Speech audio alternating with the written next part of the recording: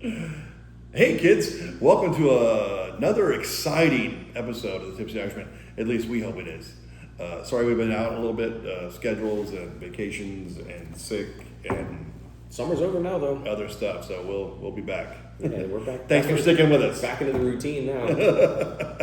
But anyways, we have this beautiful cured oak, right? Cured oak. Cured oak, and we're going to let him talk about it. I am so pumped about new releases, man. I love it that we get the opportunity to get our hands on stuff.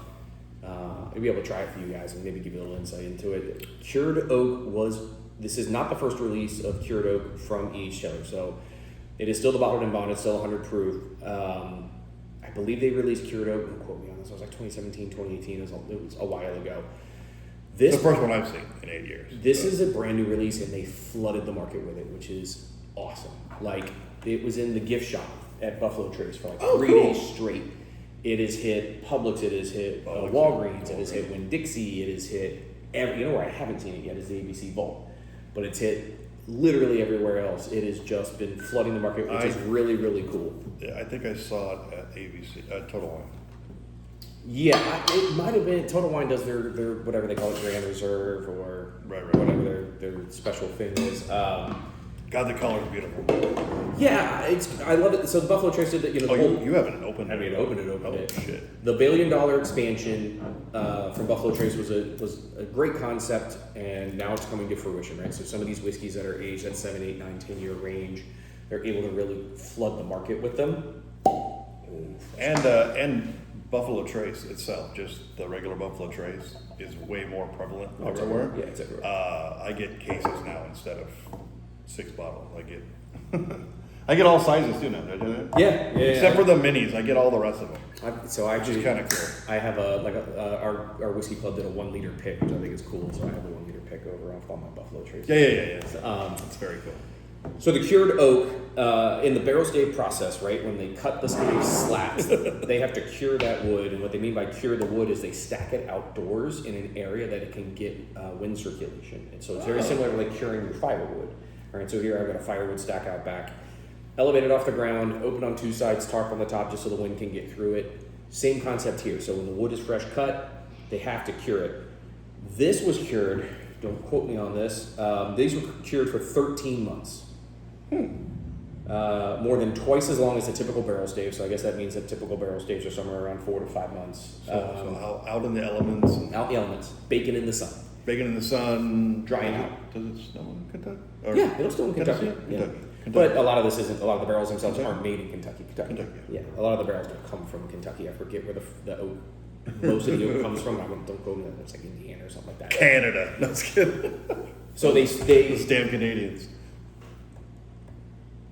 Are you expecting visitors? No, I told you that's a car pulling through the driveway. So they cure it, they dry it, and then when they assemble it, they re-wet them. They soak a little water into the barrel so that it gets tight.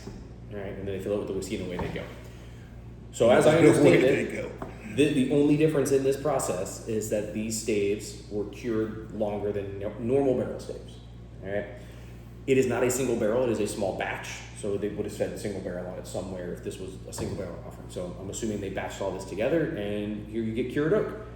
I love the color. I love the color too. It's very caramel. Very caramel. Caramel. Like dark, but not with red, which is curious. Gold. Yeah, very gold. Kind of like honeyish almost. Yeah, like a fluid honey. Yeah. Okay. Smells way hotter than 100 proof. That's I'm gonna throw that right out. Weird. What the heck is that? Mm-hmm. So it has the undertones of E.H. Taylor that I like a good single barrel. You get a little of that grapey, actually sweet creme brulee, but there's some kind of sweet, a little brandy. Yeah, something. Right? There's something sweet in there that I can't quite put my finger on. But it's not your normal like heavy pitted fruit, red fruit, creme brulee sweet. It's almost like a bubblegum sweet. Oh, speaking of that, I'll tell you that. That's. I forgot what something tasted like, and someone gave me a sample, and I was like, Jesus Christ. That happens to me all the time. The campfire. Oh yeah. I was like, oh no. Yeah, it's like drinking a campfire. It tastes like you're drinking ashes. No. Burn graham crackers. Cheers. Cheers.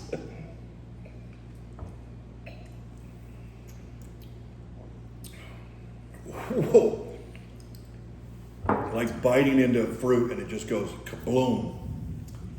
That is a little flat to me. I think that may need to open. I mean, you guys watch this just open it, so there's going to have any air on it. I think this needs to sit for a little bit. It's very reminiscent of E.H. Taylor single barrel, but there's an extra note to it that's kind of this almost like pink bubblegum sweetness. There's fruit in it, fruity for sure. That flavor, that smell though, like I said, like brandy-ish, that doesn't taste like that. Also, it tastes a lot smoother, less ethanol than it smells, for sure. The extra pronunciation in the oak is really cool. Like, there's definitely a lot of extra oak in this over. So we actually warmed up with a regular single barrel just for kind of comparison's sake. This has a very nice... Second taste is different. Yeah, sure. Second take is very oak forward. Oh, yeah, just like licking a... But it's not drying. Not a bad way, just... You could imagine licking like a table. a barrel, yeah. It's not drying oak though, so it's not super old oak. So a lot of times with those 10, 12, 15-year whiskeys, you'll get that oak, but it's super drying for the age. Yeah. This doesn't have that. Kind of cutting out the... Yeah. That's,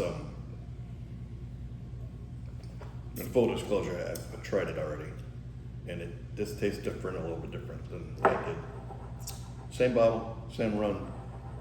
Yeah, I mean... He may have opened it already before I got there. I don't remember if he opened it before I got there or not. Yeah, mine, like, I really just opened it. I think it needs a little air. It's drinking a little flat. The finish is pretty short, which is not normal for E.H. Taylor, especially like the single barrels and the small batches. It's why it's one of my favorites. Usually has a really good finish for 100 proof. A lot of flavor to it. I will say this about Very that. fruity on the back end. Sweet fruit on the back end. Sweet fruit oak. Like the oak is definitely there. It's like right here, the fruit. But you got to let it kind of hang out to pick that note out. If you just take a big swig of it, you get just a burst of that sweetness, Almost fruit sweetness. Maybe a little honey, like a wisp of honey. Maybe in the wood itself. I'm just getting all the oak. Now I can't get past that one note. Sweet oak. No, there you go. I like it. I think it's different enough from the regular E.H. Taylor offerings, the small batch and the single barrel. Well, that's good. And that it's not the other way, though. What do you mean? It's so different that you're like, I'm put off. Oh, yeah. That's good.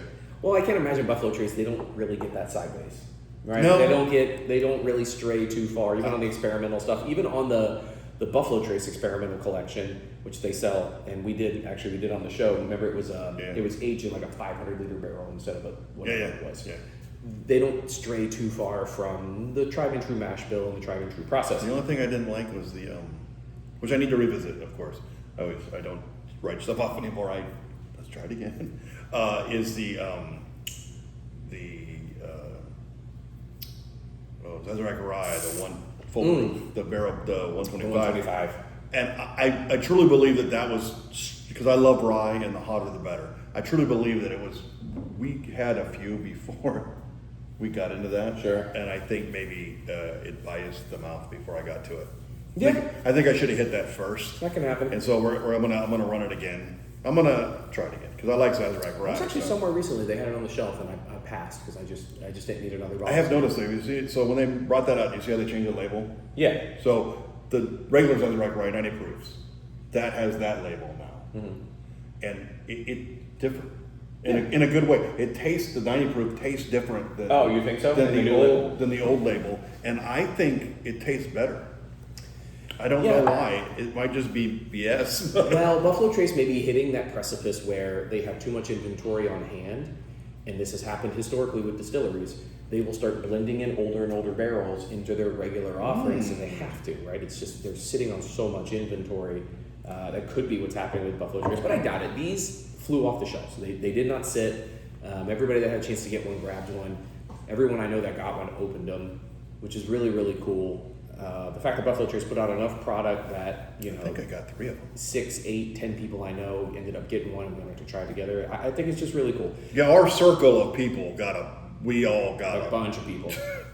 And they kept the price reasonable, $80. I think it was like... Yeah, it wasn't out of line. Not out of line. That's right in line with like the Jack Daniel's special releases, and I think that's fine.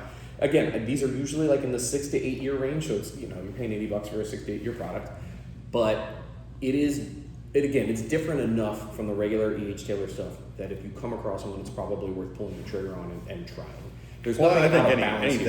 anything on any E.H. Taylor under $100 is a fucking win.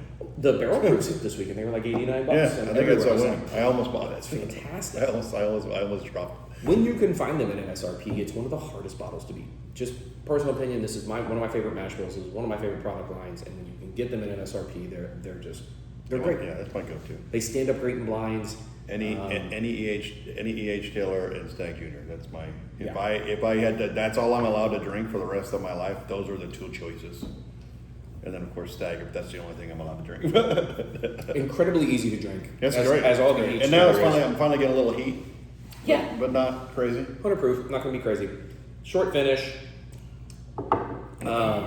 I'd like to see a little more complexity out of it. I do think it's just kind of like a single barrel with oak. It would make a good old fashioned.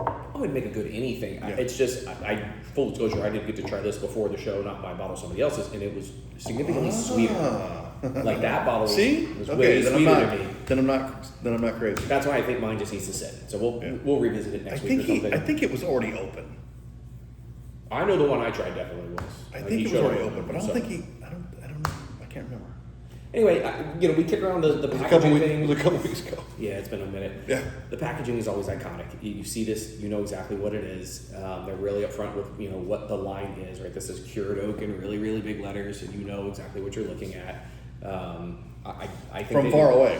Right. I think they do a really good job with the packaging. I think they do a really good job with the quality control I love the packaging. and how every each Taylor small batch you open tastes just like the last small batch you opened, and they can be really, really good. So just out of that statement.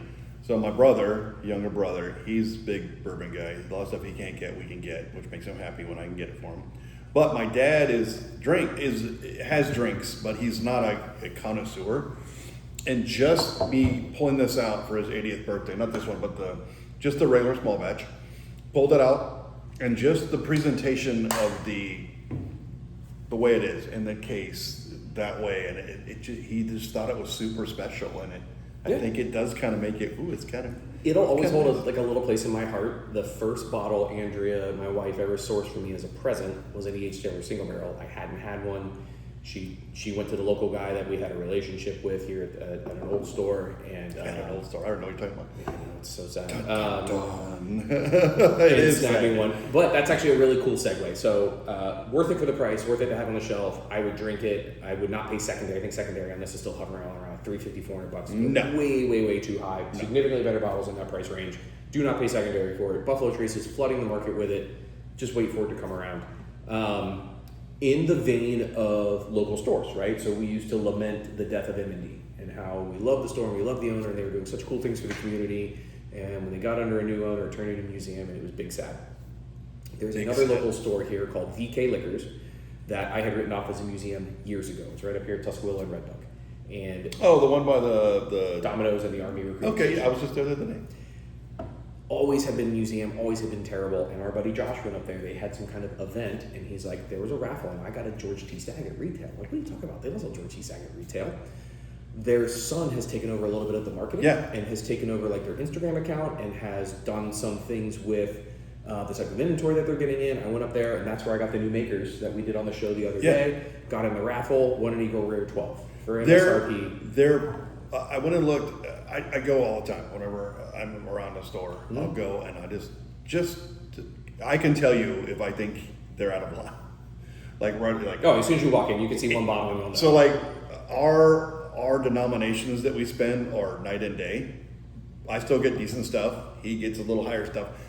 But I should be able to go into any liquor store if I'm willing to pay in the $100 range. I should be able to get something good. I shouldn't be effed out of it because I don't have the ability to blow $250 on something that shouldn't be $250. Yep. Plain and simple. I mean, there's a markup, that's fine. Let's mark it up, that's fine. But you can still do it without killing people.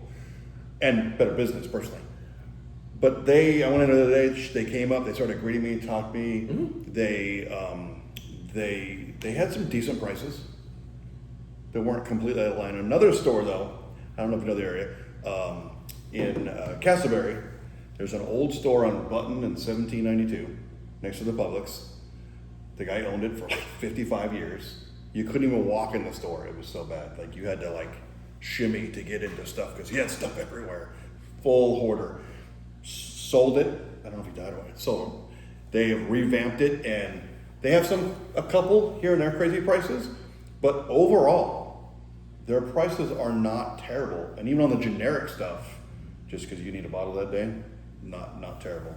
And they have a lot of allocated stuff that wasn't still high, but not 100% out of line. Sure. Yeah, and I was like, that's pretty good, bro. You guys are pretty good. Going into an independent store, you've got to expect to pay a little bit higher markup. They have a much higher overhead. They're, especially if they're a one-off store, not part of a chain, not part of a family or a gong or whatever. I think they are. I think they have another store somewhere else by the college, by UCF. It was an interesting conversation though with the VK folks because they told me point blank they're not in the single barrel business right now. Single barrels are sitting on shelves everywhere, and they're not wrong. Kenny's Oviedo down the road here just did an Eagle Rare single barrel. I just saw Kenny's the other day. I never knew it was there. I just drove by last night and I went to dinner. I'm like, oh, there's where Kenny's is. But it's still sitting on the shelf. Right. And it's not that they're overcharging crazy for it. I think they've got them up there for like $60 or something like that, which isn't terrible for an Eagle Rare store pick. But the market, 10 or 12? 10. Huh. No, I haven't seen a store pick at 12. I would move heaven and earth for one of those. I think the market is just finally telling these guys, what we're willing to bear. Like, what are we willing to pay for things? My last visit to VK, I walked out with a Yellowstone store pick. I like them. They're high corn. They're very sweet. And it was on sale for like $69, marked down from $89. And I personally, if I had owned my own, we owned our own, I would rather sell than sit on shit. Sure. And they do a good job of that. They hold back some cool bottles for the raffle. Anyway, just big shout out to those guys. Thanks for turning our corner.